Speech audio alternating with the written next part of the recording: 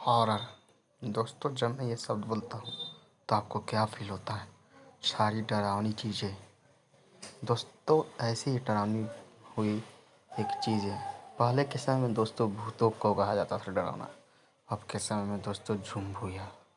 क्या झुम्बुया रियली में एग्जिस्ट करते हैं? झुम्बुया का कोई अस्तित्व है? रहस्यमय झुम्बियाज का सच।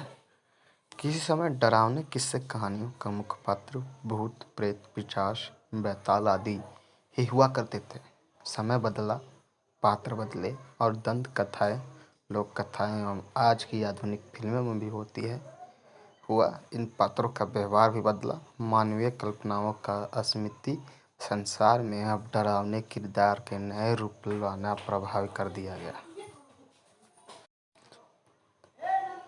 यद्यपि यह प्रक्रिया 1-2 सालों में नहीं बल्कि पीढ़ियों से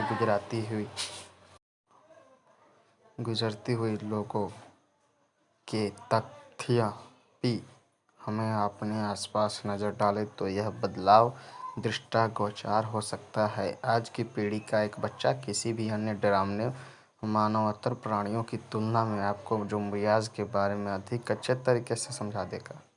ज़ोंबिया हैती देश का आया यह शब्द उत्तरी और दक्षिणी अमेरिका के बीच फैले हुए कैरिबियन द्वीप समूह के लगभग 28,000 वर्ग किलोमीटर में फैला हुआ देश हैती, जिसकी वर्तमान जनसंख्या 1 करोड़ आसपास है, सन 1804 के करीब दुनिया के सामने पहली बार एक स्वतंत्र राज्य के रूप में सामने आया।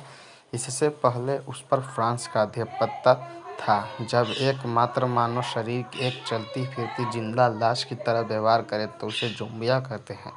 इस पात्र को आपने कई विदेशी डरावनी फिल्मों में देखा होगा। प्रसिद्ध डरावनी फिल्मों के निर्माता जॉर्ज ए रोमर को कौन नहीं जानता। ज़ोंबियाज़ पर उनकी प्रसिद्ध film Night of the Living Dead Richard Matheson की उपन्यास आई एम लेजेंड के प्रेरित थी। यद्यपि इस उपन्यास से प्रेरित इसी नाम पर ज़ोंबियाज़ पर आधारित एक और फिल्म भी बन चुकी है, जिससे मुख्य भूमिका विल स्मिथ ने निभाई थी। हैती के दंत कथाओं में ज़ोंबिया इसे चलते फिरते मृत मानव शरीर को बताया गया है। उससे एक विशेष तरह का विचार कर्म के जान डाल दी गई थी होकर, लेकिन उसमें किसी भी तरह का एक स्वतंत्र सोच, बुद्धि, विवेक काम न करता हो। अक्सर उसको नियंत्रित करने वाले वो तांत्रिक होते हैं। अवैचारिक कर्म से उसे जीवित किया जाता है। तो मुख्य रूप से ज़ोंबियाज़ का निर्माण करना एक तांत्रिक प्रक्रिया है। इतिहास में इससे मिलता जुलता एक और पात्र गॉल ज़ोंबियाज़ जैसे ही व्यवहार प्रदर्शित करता पात्र अरेबियन दंत कथाओं में पाया जाता है। हैती लोगों का मान्यता के अनुसार समान ज़ोंबिया में अलग एक अमृतीय एवं निराकार ज़ोंबिया भी होते हैं, जिसे ज़ोंबिया एस्ट्रियल कहते हैं, जो वास्तव में मानवीय चेतना का भी भाग होता है। वह एक तांत्रिक जैसा ही वही एक बोकरो कहते हैं, जिसे कि जैविक एस्ट्रियल और कब्जा कर सकता है।